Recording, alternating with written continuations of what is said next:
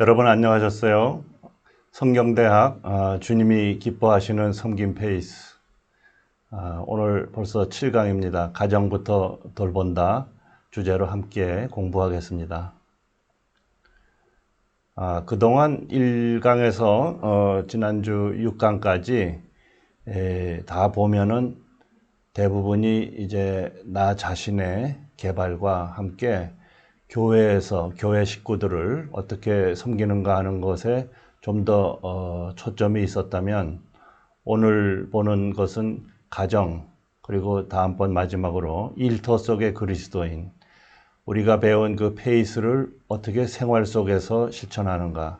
사실상 가정은 우리에게 가장 중요한 곳이고, 그리고 우리의 대부분의 시간은 일터 속에서 세상에 나가서 살기 때문에 이 마지막 두 강의는 매우 중요하다고 보겠습니다.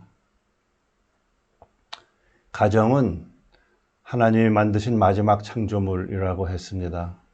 하나님께서 우주 만물을 다 만드시고 나중에 사람 아담과 하와를 창조하시고 그들이 처음 가정을 만들게 했습니다. 하나님이 꿈꾸신 가정, 정말로 그 아름다운 다 이해할 수 없는 신비한 그 디자인 안에 그분의 아름다우심, 선하심, 진실하심이 다 들어 있습니다. 먼저 가정은 신앙 훈련의 중심지입니다. 우리 각 사람의 믿음은 가정에서 다 드러난다고 했습니다. 교회는 가정을 세우는 곳, 일으키는 곳이고요. 그리고 자녀는 하나님이 주시는 선물입니다. 그리고 자녀는 하나님께 다시 돌려드리는 선물이죠. 그 아들의 결혼식에서 주로 목사님이 주례하시면서 기도를 다 하시는데, 어느 결혼식에서 아들의 아버지가 대표 기도를 했습니다. 하나님 아버지, 본래 하나님의 자녀인 두현과 정건이를 우리 가정에 선물로 보내주셔서 지금까지 사랑으로 돌보게 하신 것을 감사합니다. 오늘 밤 저희는 이 두 사람을 하나님께 다시 돌려드립니다. 지금까지 이들의 삶을 인도해 주신 것 같이 앞으로도 이들의 삶을 하나님이 직접 인도해 주실 것을 믿사옵니다. 이렇게 하면서 많은 축복의 기도를 했어요. 사실은 이것이 저의 아들 결혼식에 제가 대표 기도를 했던 기도입니다. 자녀는 하나님이 주시는 선물이고 또 하나님께 돌려드리는 선물입니다. 그리고 자녀는 부모의 책임 아래 있고 또 자녀는 사랑받을 권리가 있습니다. 부모는 자녀를 사랑으로 훈육해야 하고 또 영적 투자가 자녀의 가능성을 엽니다. 가정을 통해서 우리 신앙의 뿌리가 우리 자녀들에게도 연결이 돼서 그들의 인생의 기초가 성경적 진리 위에 서게 되고, 그리고 거기서 성장하면서 모든 가능성을 펼쳐서 날개를 달고 세상을 축복할 수 있는 그런 자녀로 성장을 하는 것이죠. 우리 목사님께서 가정을 이야기할 때 빼지 않고 언급하는 말씀이 있어서 저희는 다 외웠습니다. 누구든지 자기 친족, 특히 자기 가족을 돌보지 아니하면 믿음을 배반한 자요 불신자보다도 더 악한 자니라. 목사님이 이 말씀을 오래전에 읽으면서 어느 날 한순간 너무 충격으로 다가왔다고 합니다. 우리 신앙이 성경 말씀이 전체 믿음을 이야기하는 것인데 가족의 대목에 와가지고 그 모든 것보다 가족이 중요하다. 가족을 돌보지 아니하면 믿음을 배반한 자다라고 했습니다. 좀 낯선 사진입니다. 어머니의 보육일기라고 제목을 붙여봤는데요. 저희 어머니가 저를 위해 써주신 일기입니다. 일기라기보다는 어떻게 보면 수필집 같기도 하고 참 아름다운 기록을 남겨주셨어요. 어머니는 함경도 회령 출신이신데 부모님의 영향을 받아서 그리스도인이 되고 서울에 있는 미션 스쿨인 이화학교 선교사들이 가르친다고 하는 거기에 가는 것이 꿈이었어요. 못 보낸다고 하는데도 단식 투쟁을 하면서 주장을 해서 하는 수 없이 보냈죠. 거기서 이제 신앙인이 되고 어머니가 되면서 저희들을 믿음 안에서 키워주셨어요. 저희 6 형제 중에 제가 마지막인데요. 각각의 한 아이 하나하나 앞에 이 노트가 있어요. 제 노트의 겉장입니다. 여기에 보면은 제가 태어난 날 축복을 했고요. 내가 자라던 모습들, 그리고 첫 믿음과 예수님에 대한 신비감을 가졌던 그러한 순간도 기록했고요. 그 다음에 음악을 틀려고 하면 나는 모차르트가 제일 좋아하면서 틀었대요. 6살 때. 이런 것들이 있고 어른이 다 됐을 때 자식 하나하나가 장성해서 정말 멋진 모습이 된 그 모습을 그리는 그런 글도 있고요. 그 다음에 당부하는 말씀. 한번 화를 내면 풀 줄 몰랐다라고 하면서 유머가 있는 아들이 되기를 이렇게 기도했어요. 또 어떤 페이지를 넘기면 만년필로 쓴 그 페이지인데 거기에는 어머니의 눈물 자국이 있어요. 그리고 어떤 데는 너희가 크면 나를 이해할 거다 하면서 나를 용서해다오 이런 말씀도 있고요. 이 글을 늘 그 바쁜 일과 중에서도 황혼의 노을을 바라보면서 주 하나님 지으신 모든 세계 참 아름다워라. 주님의 세계는 늘 입에서 찬송을 하면서 지내셨는데, 그리고 아이들 학교를 다 보내고 따뜻한 봄 마당을 이렇게 보면서 감사의 마음으로 글을 쓰시곤 했어요. 그 안에, 이 책 안에 다 들어 있습니다. 그 첫 페이지를 잠깐 소개하면 이렇습니다. 1947년 2월 12일 음력으로 정월 22일에 오전 6시 반 서울 회연동 일가 100번지 42호에서 우렁찬 소리로 세상에 나왔다. 남자로 태어난 것이 할머니의 즐거움이었고 온 가족의 기꺼움이 대단하였다. 퍽 크고 건강하였다. 6째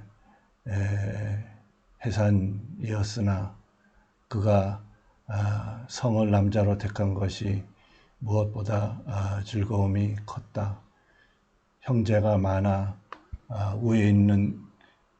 위에 형제들이 많은 그는 행복할 것이다 믿었다. 순조롭게 자라서 2월이 지나니 웃고 똥도 번수가 드물어졌다. 2달이 지나 첫 종두를 넣었다. 아버지 37세, 어머니 34세였다.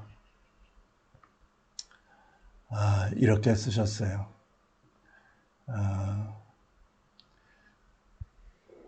이것이 부모가 자녀에게 남겨줄 수 있는 영적 유산 중에 하나입니다. 저에게는 매우 중요한 귀한 기록이죠. 가정은 하나님의 디자인이라고 그랬어요. 많은 말씀들이 있지만 제가 4군데에서 골라봤습니다. 이름으로 남자가 부모를 떠나 그의 아내와 합하여 둘이 한 몸을 이룰지로다. 그렇죠. 이 결혼에 대한, 가정에 대한 책을 보면 가장 중요한 말씀입니다. 남자가 부모를 떠나 아내와 합하여 둘이 한 몸을 이룰지로다.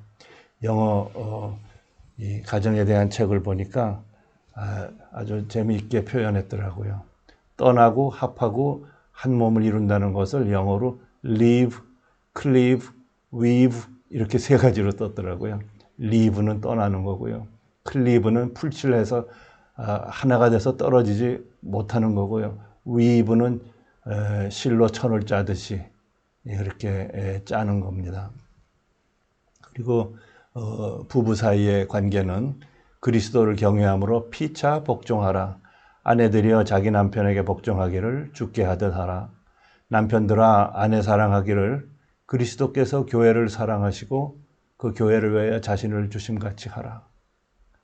남편은 아내들을 자기 목숨을 바쳐서 사랑을 하고 아내는 남편을 순종하라. 죽게 하듯 하라. 이 말씀이고요.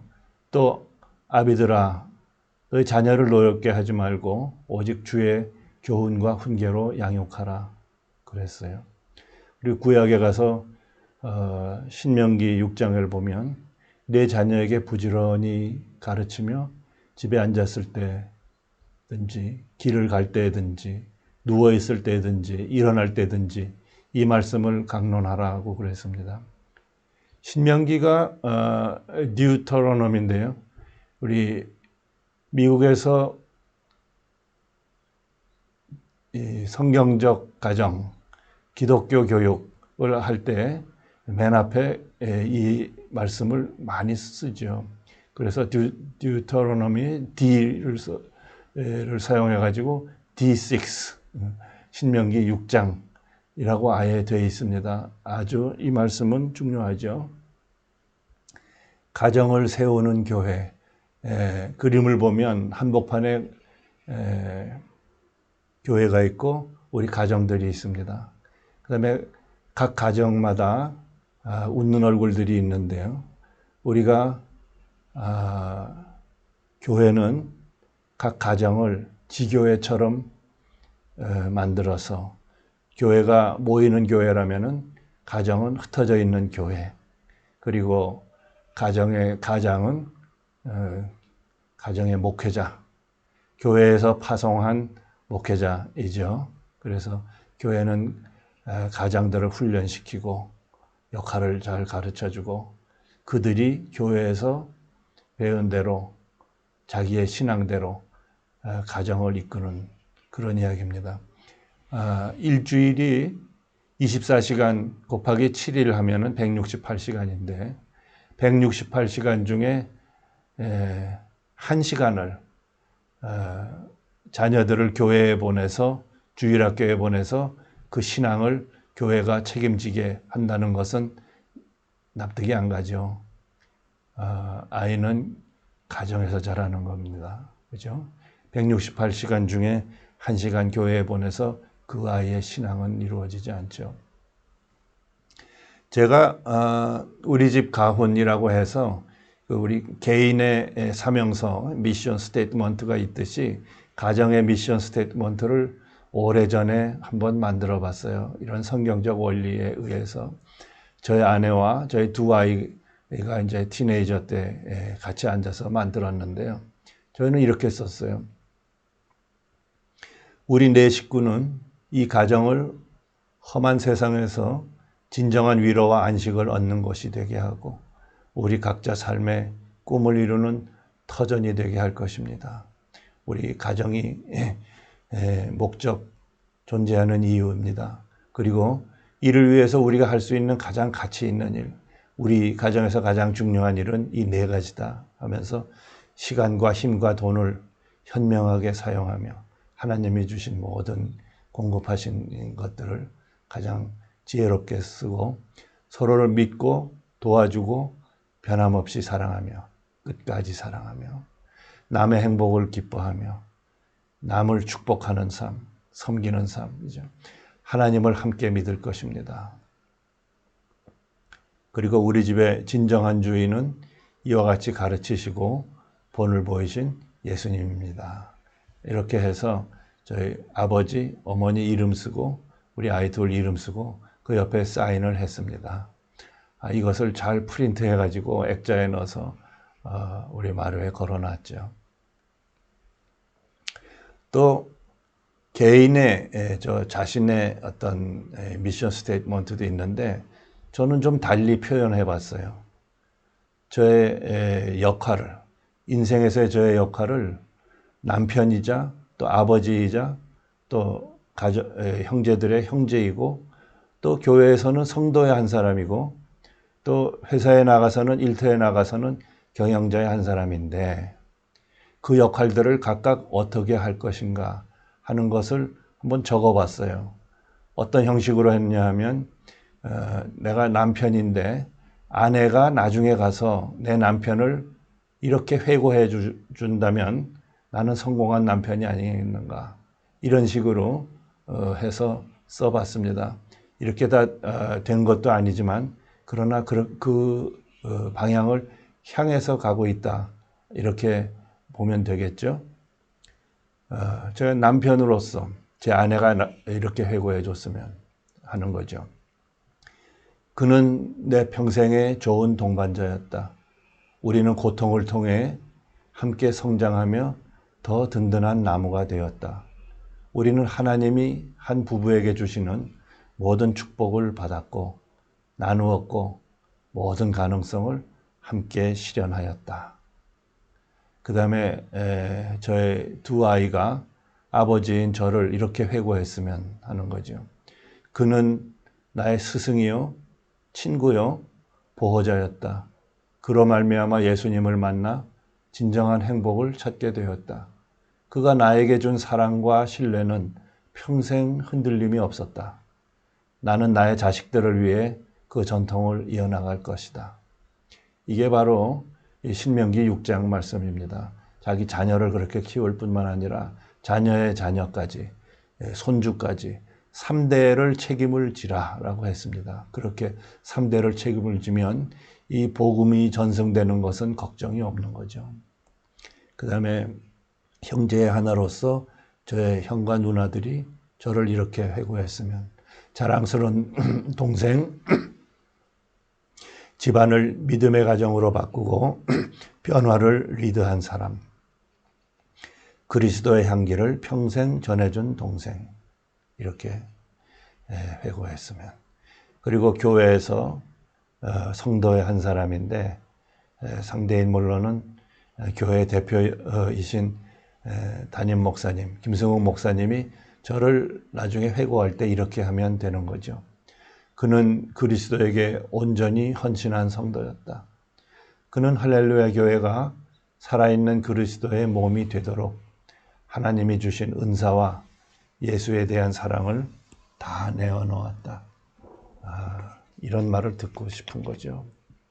그 다음에 평생 일하는 직장에서 경영자로서 하나의 근로자로서 회사 동료들이 저를 이렇게 회고했으면 그는 직장이 인간의 삶의 현장임을 언제나 잊지 않았다. 그는 기업의 변화하는 가치관 가운데에서도 인간의 존귀함을 대변하고 변호하고 확정하였다. 돈 벌기 바쁘고 많은 문제가 있고 그러한 일터이지만 그러나 그것이 인간의 삶의 현장이라는 것을 언제나 잊지 않기를 저는 원했습니다. 그 다음에 부부의 이야기입니다. 남편이 알아야 할 아내들의 고민. 이 10가지는 나중에 또 소개해 드리겠습니다만은 미국의 제임스 dobson 가정사역을 하시는 그분이 쓴 책입니다.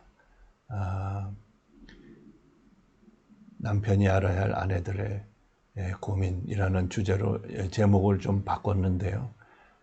이렇습니다. 자신의 무가치함.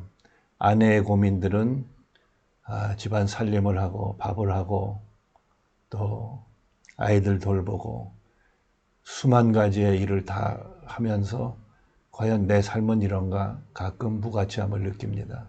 반면에 전문인으로 나서고 직장을 다니는 그런 아내들을 볼 때 상대적으로 무가치하게 느낄 수가 있죠.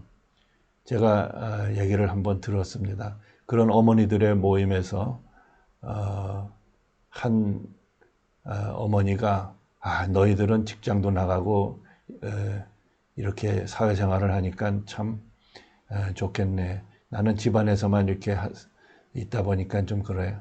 그랬더니 또 다른 어머니가 그분도 전업주부이신데 무슨 소리 하느냐 하면서 이의를 제기했어요. 왜 가정주부가 어때서? 나는 얼마나 이것이 보람된지 알아? 나는 아들이 셋이잖아. 그 아이를 하나님의 자녀로 3마리의 용감한, 튼튼한, 건강한 사자로 키우고 있어. Three young lions. 그렇죠? 사자는 성경에서 우리 하나님의 백성이고 그렇습니다. 그런 생각을 하면 전업주부가 결코 무가치한 게 아니죠. 그 다음에 피로와 시간 부족, 누구나 겪는 것이고 이 평범한 이유인 것 같지만 사실은 매우 중요한 이유입니다. 점점 더 그렇습니다. 우리가 신앙생활을 못하는 이유, 자신을 돌보지 못하는 이유는 피로와 시간 부족, 아주 간단합니다. 이유는. 그리고 고독합니다. 누구나 다 고독하다고 그랬어요. 돌봄이 필요하고 케어가 필요하다고. 그래서 페이스를 하라고 그랬던 거죠. 그리고 로맨틱한 사랑의 부족. 연애 시절이 지나고 나면 곧 그 좋았던 시절은 지나가고 오래전 얘기가 돼버린다고 합니다. 그럴수록 부부는 서로를 사랑하는 그 로맨스가 필요하다고 하죠. 사실은 부부뿐만이 아니죠. 저희가 신앙생활을 하면서 하나님, 특히 예수님을 어떤 관계로 유지합니까? 그분은 좋은 스승이시고 지혜가 많으시고 병을 고치셨지만 나 한 사람과 개인적인 관계에서 또 그런가? 개인적인 관계에서 정말 깊이 알고 사귀며 로맨틱한 관계인가? 그것은 우리가 늘 더 노력해야 할 부분이죠. 그리고 경제의 문제, 부부의 성의 문제, 이런 것들이, 성의 문제는 한마디 코멘트를 한다면, 오늘날 우리는 이 대중매체의 영향을 너무 많이 받게 돼 있어요. 거기서 부추기는 것은 부부간의 성이 제일 큰 문제인 것처럼 부각시킵니다. 그것이 문제여서 헤어진다고들 합니다. 그런 것이 아니죠.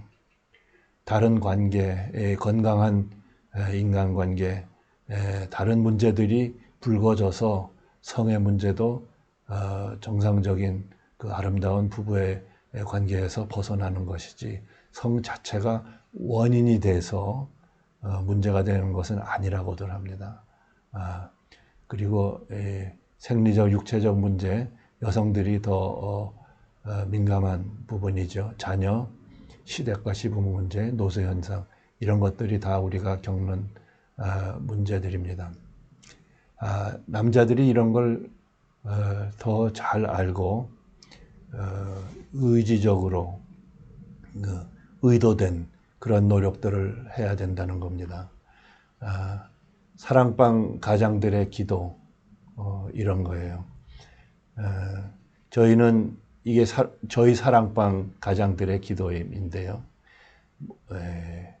7명의 2세대 가장들이 있어요. 40대와 50대 초반입니다. 한참 자녀들을 키우고 본인들은 일터에 나가서 일을 하는 사람들인데, 이거 말고도 가장들의 기도가 리스트가 더 많이 있는데 이 대목에서는 가정에 대한 부분을 저희가 뽑았습니다. 늘 모임은 이 기도를 같이 해요. 제가 한번 봐드릴게요. 성경과 책을 늘 앞에 놓고 말씀과 기도와 묵상으로 거룩하게 하옵소서. 가정을 잘 지키고 질서를 잘 세우고 잘 다스리는 가장 되게 하옵소서. 자신의 정서 관리와 아내와 자녀들의 정서를 잘 파악하여 로맨틱한 남편으로 세워주세요. 이 기도를 할 때마다 아내들이 아주 좋아하더라고요. 자상한 아빠로 아이들을 말씀 안에서 잘 훈육하게 하소서. 요즘 아빠들은 이 부분은 좀 더 옛날보다 훨씬 잘하는 것 같아요. 가정과 교회와 직장에서 예수님 닮은 온유한 섬기는 지도자로 성장시켜 주세요. 결단력, 추진력, 설득력을 주시고 강하고 담대하며 두려워하지 않게 도와주세요. 저희 사랑방 기도문입니다. 오늘날 많은 사람들이 피로에서 벗어나지 못하고 있다고 해요.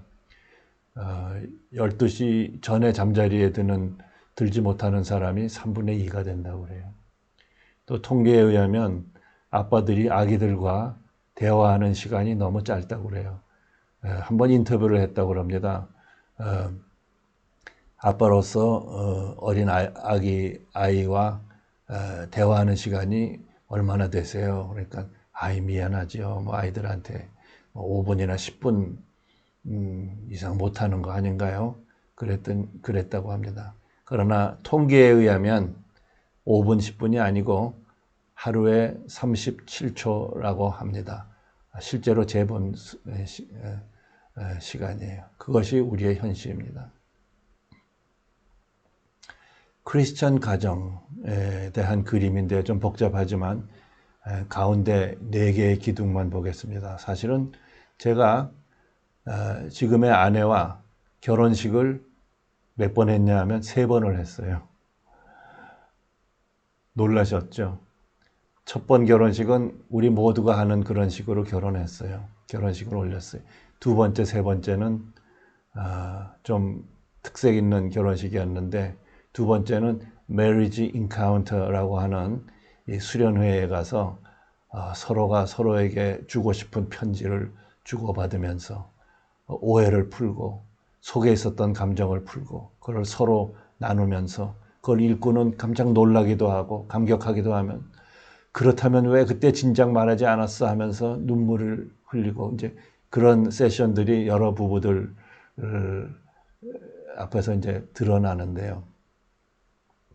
그 세션 끝에 다시 이제 상징적으로 차고 있던 반지와 시계를 다시 교환하면서 결혼식을 올린 적이 있고 또 한 번은 YUM에서 기독교 가정에 대한 가정과 결혼에 대한 그 강의 시간에서 또 했어요. 그때 배운 것 중에 가장 대표적인 슬라이드가 이거예요. 부부 사이에 가장 중요한 크리스천 가정에 가장 중요한 것은 1, 2, 3, 4 조건 없는 사랑과 신뢰와 상호 존경하는 사이와 그다음에 이해라고 했어요. 이 주제를 가지고 앞에 몇 슬라이드를 가지고 더 보겠습니다. 사랑은 가장 오래가는 것이다. 그리고 조건에 관계없는 것이다. 오히려 더 약한 사람, 아이 중에서도 더 약한 아이에게 더 사랑이 오래가죠. 그리고 공부 더 잘한다고 더 사랑하는 것이 아닙니다. 우리 특히 부모의 사랑은 하나님을 닮은 아가페 사랑, 그런 면이 있죠. 가장 오래가는 것입니다. 신뢰는 가장 깨어지기 쉬운 것입니다. 신뢰는 오랫동안 쌓아둬야 되고 그런 것인데 그러나 반면에 큰 실수를 하면 하루아침에 깨어질 수 있는 것이 또 신뢰입니다. 그 다음에 한참 자라고 있는 사람, 그런 사이에서 성장하는 사람들에 대해서 그 가능성을 믿어주고 밀어주고 신뢰를 할 때 그 아이는 그렇게 자란다고 했습니다. 아이들은 부모와 선생님이 신뢰하는 만큼 성장한다고 했어요. 그 다음에 존중은 가장 소홀하기 쉽습니다. 우리가 서로 사랑하는 사이가 되고 서로 오래 같이 살다 보면 저절로 소홀해지기 쉬운 것이 존중입니다. 막대하고 함부로 대할 수가 있는데 그러므로 존중은 의지적인 노력이 필요하다고 했습니다. 이해는 가장 시간이 오래 걸립니다. 사람의 내면의 문제이기 때문에 과거에 있었던 심지어 본인도 모르던 그런 문제들이 안에 있기 때문에 상대의 생각과 입장과 정서를 이해하는 것은 상당히 어렵습니다. 매우 깊은 이해심과 그 노력이 필요한 거죠. 그래서 그 부분을 조금 들여다보면 사랑과 신뢰에 대해서 좀 몇 가지 제안을 드리면 친절한 태도가 사랑을 만듭니다. 함부로 대하는 것보다, 거친 태도로 하는 것보다. 그리고 사과를 하십시오. 절대로 잘못 인정하지 않는, 잘못을 인정하지 않는 분들이 있습니다. 그 다음에 없을 때에도 그 사람 흉보지 않아야 됩니다. 그것이 신뢰를 얻는 방법입니다. 그리고 약속을 지켜야 됩니다. 그리고 용서를 쉽게 해 주십시오. 이것이 사랑과 신뢰의 중요한 포인트입니다. 성공하는 사람들의 7가지 습관, 아주 클래식이 된 책인데 성공하는 가정의 7가지 습관에서 이렇게 이야기하고 있습니다. 그 다음에 가족 간의 존경과 이해입니다. 사람의 가장 깊은 욕구는 이해받는 것이라고 했어요. 비판과 판단으로 또 사람을 야단쳐서 사람을 바꿀 수가 없다고 해요. 사람을 이해하게 되면 비판을 안 하게 된다. 가정의 대부분의 문제는 나쁜 뜻에서가 아니라 이해를 못해서 생기는 것이다 라고 그랬어요. 그리고 진정한 이해가 없으면 사랑이 넘치는 아름다운 가정도 없다 이렇게 했습니다. 사람은 세상을 있는 그대로 보지 않고 자기 생각과 조건에 맞추어서 자기의 안경을 끼고 본다고 합니다.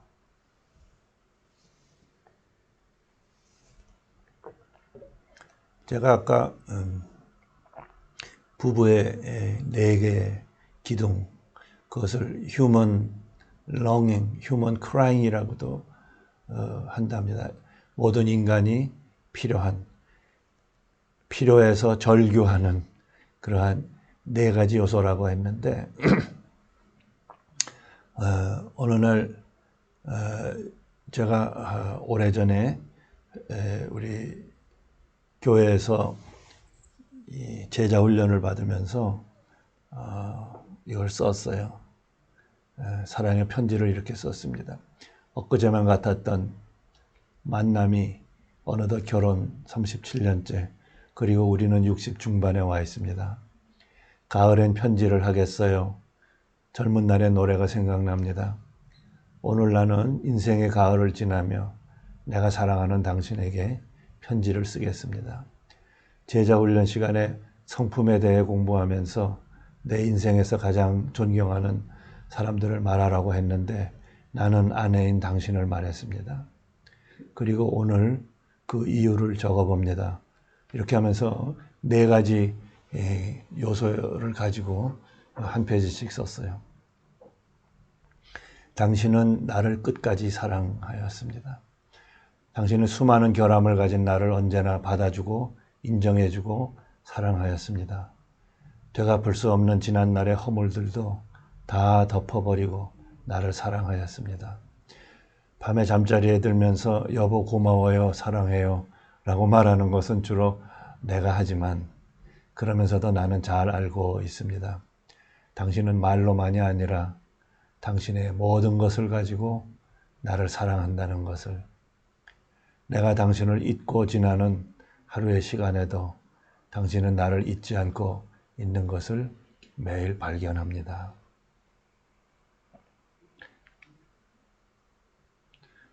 당신은 나를 어려운 상황에서도 신뢰하였습니다. 우리 2 사람 사이에 말이 필요 없는 우리만 아는 고통이 있었죠. 내가 나 자신을 포기하다시피 했던 젊은 날의 한 시절, 당신은 오히려 나를 포기하지 않았습니다. 나의 장점만을 보며 가능성만을 붙든 당신은 하나님께 눈물로 기도하기 시작했습니다. 나를 좋은 사람이고 선한 사람이고 하나님이 꼭 살려서 써야 할 사람이라고 나를 변호하며 하나님을 붙들고 늘어졌습니다. 당신은 자기에게도 해보지 않은 목숨 건 기도를 나를 위해 했습니다. 당신의 그 믿음 덕분에 하나님의 구원의 선물이 내 인생에 찾아왔던 것입니다. 세 번째, 당신은 나를 의지적으로 존중해 주었습니다.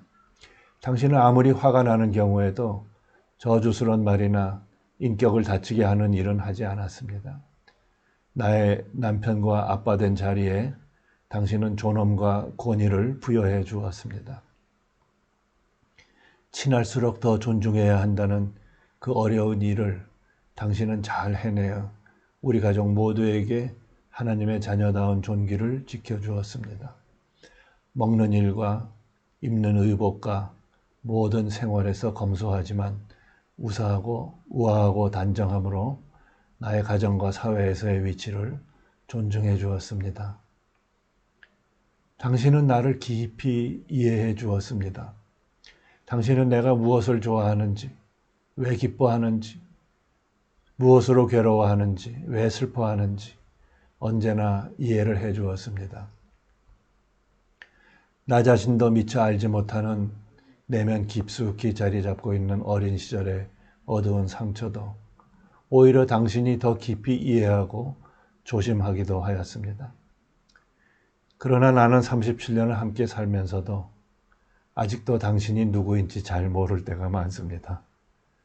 참으로 사람의 속마음을 깊이 헤아리는 것은 하나님의 영역인 것 같습니다. 그래요. 신실하고 아름다운 영혼의 당신은 나보다 앞서서 성숙한 예수님의 성품을 닮아가고 있습니다. 봄과 여름은 가고 우리에게 남은 가을과 겨울의 여정을 함께 마치는 날, 하나님 앞에 나아가 우리 닮은 모습 보여드리며 그의 모든 은혜를 영원히 찬양하는 그 전망을 나는 참 좋아합니다. 사랑하는 남편이 2011년 12월에 썼습니다.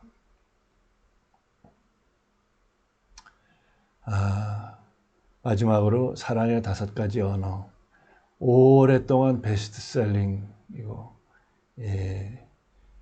사랑의 5가지 언어. 부부 사이에 주로 적용이 되는 거지만 이어서 부모와 자녀 간의 사랑의 5가지 언어가 있고요.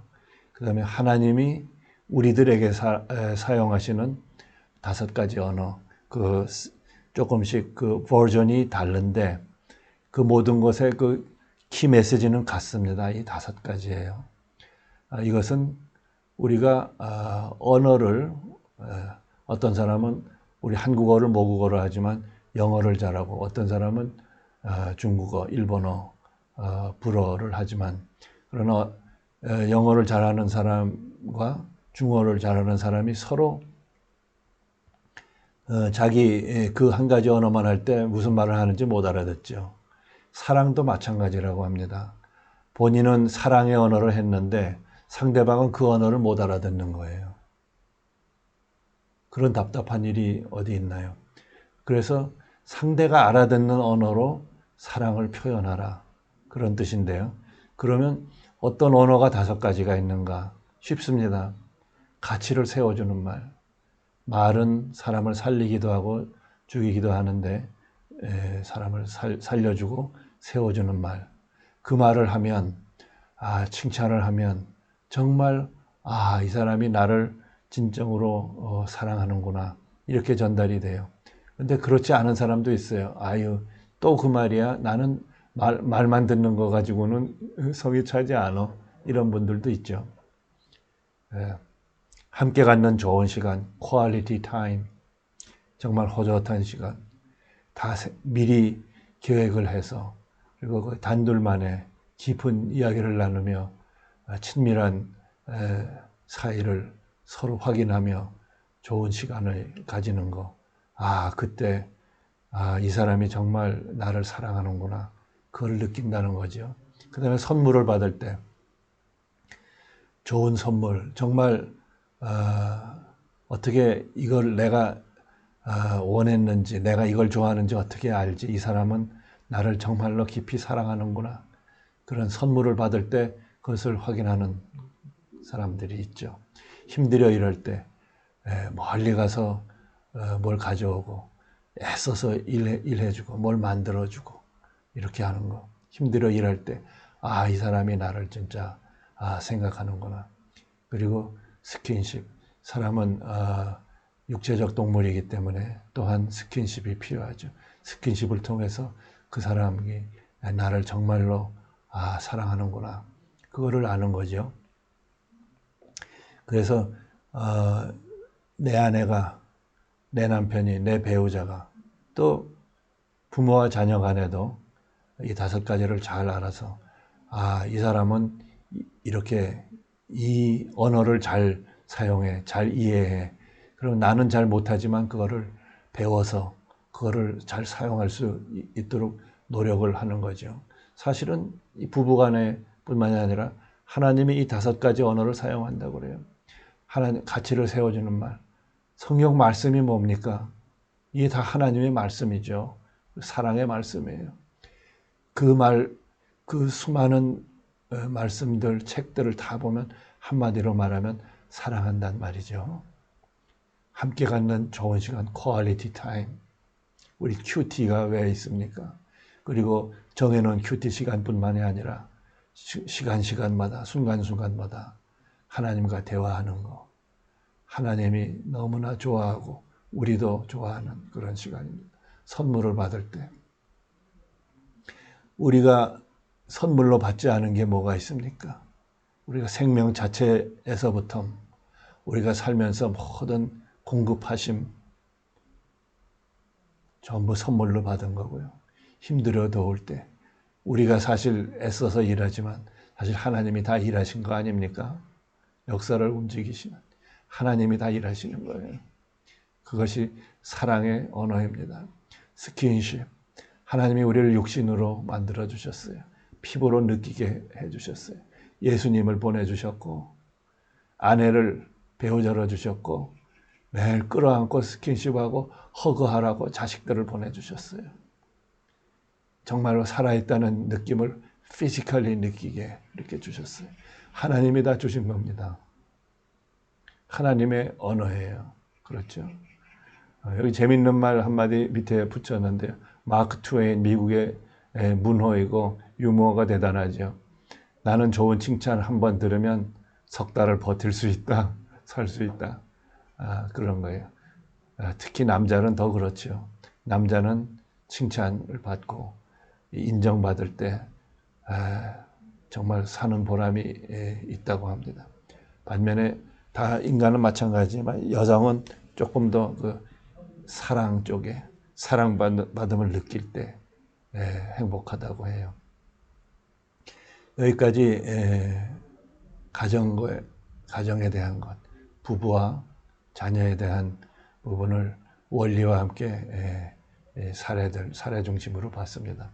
여러분들 오늘 나눈 주제 가운데 특별히 공감 가는 것이 있으면 한번 체크해 보세요. 가정은 신앙훈련의 중심지라고 했고요. 남편이 알아야 할 아내들의 고민이 있다고 했습니다. 사랑방 가장들의 기도, 가장들이 기도 제목이 많지만 가정을 위한 기도는 아주 중요하고요. 가정에 4가지 기둥이 있다고 했어요. 사랑과 신뢰와 존경과 이해라고 했어요. 그리고 5가지 언어. 이 가운데 공감 가는 것 좀 더 생각을 해보시고요. 그리고 나의 신앙생활을 돌아볼 때 가정생활에서 좀 더 달라지고 싶은, 좀 하고 싶은 부분이 어떤 점인지 한번 생각해 보면 매우 유익할 것 같습니다. 여러분, 오늘 7강 가정에 대해서 돌아봤습니다. 부디 페이스 훈련이 바로 가정에서 실천되기를 바라면서 다음 주에 또 뵙도록 하겠습니다. 여러분 대단히 감사합니다.